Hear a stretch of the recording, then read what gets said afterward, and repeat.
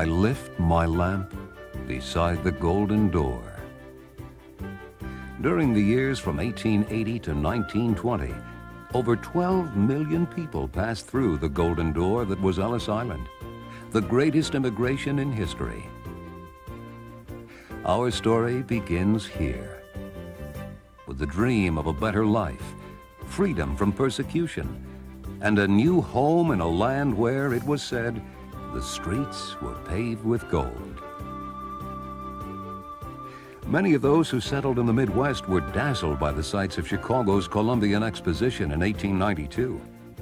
Though the country was in the midst of a depression, who could doubt that America was the land of opportunity?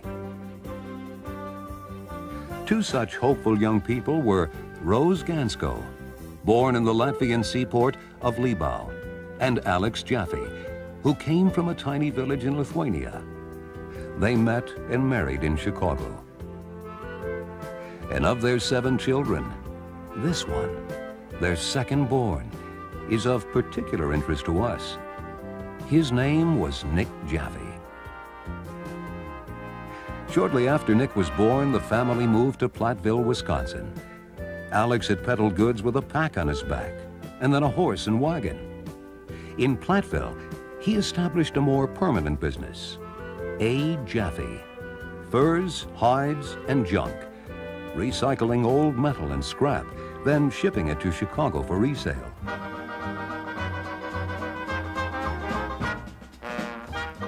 Nick had a Huckleberry Finn-like childhood. By the age of 15, he was traveling along the Mississippi River with a 6-gun in each of his boots, buying hides and furs for his father to sell. He was inspired by the Dixieland jazz that traveled up the river from New Orleans and even formed his own band, Nick's Imperial Orchestra. A high school basketball star, Nick was recruited by a local college coach and attended college at the Platteville School of Mining before going to work full-time with his father.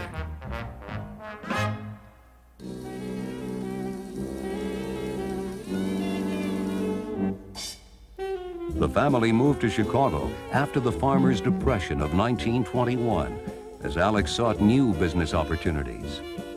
Nick stayed in Platteville to run the scrap business. In 1927, he closed up shop and at the age of 21, joined his family in Chicago. There, Nick held many jobs, unloading chickens at the market on South Water Street, working as a night mechanic in a garage, and selling automobiles.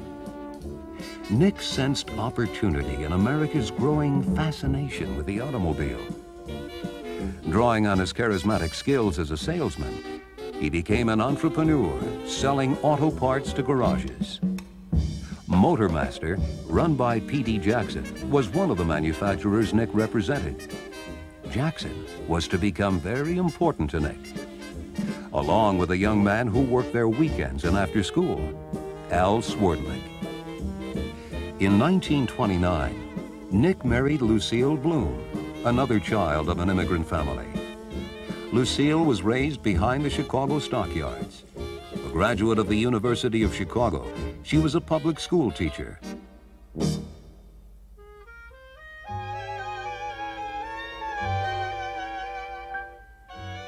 In spite of the Great Depression, Nick's business was growing, and so was his family. Robert Jaffe was born in 1933, followed by Richard 3 years later. Keeping with the Jaffe tradition, the worlds of family and business were closely related. Nick even called his business Roberts and Richards after his sons. With the start of World War II and the impending involvement of the United States, auto parts were becoming scarce. As a 35-year-old father of 2, Nick was draft exempt, but he needed to find non-strategic products to sell. Nick identified the need to improve worker health and safety. During his years calling on factories and garages, he'd seen hundreds of oily floors, treacherous walkways, and workers standing in puddles of oil, their boots soaked through. The only material available to prevent slipping was sawdust, which didn't absorb and was a flammable invitation to disaster.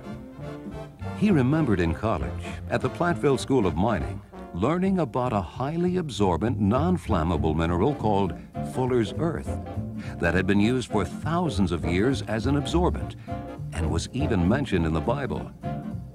The mineral was being used in the oil refining process, and Nick reasoned that it could be used to absorb oil on floors in place of sawdust. So he found a supplier, placed an order for 10 tons, and had it shipped to his home on Jeffrey Avenue. Nick and his sons demonstrated the amazing innovation they called Floor-Dri to the auto repair department of the 79th Street Sears store 50 years ago in 1941. With his first sale and $3,000 borrowed from his mother Rose, Nick started a business and created an industry that was to grow, diversify, and become global. Sales grew quickly among garages and busy wartime factories. Nick's old friend and associate P.D. Jackson became interested. Nick saw the value of making a strategic alliance. Jackson could provide much-needed capital and a sales force eager to sell non-ration products. Nick provided the imagination and sales leadership. They formed a partnership with their wives.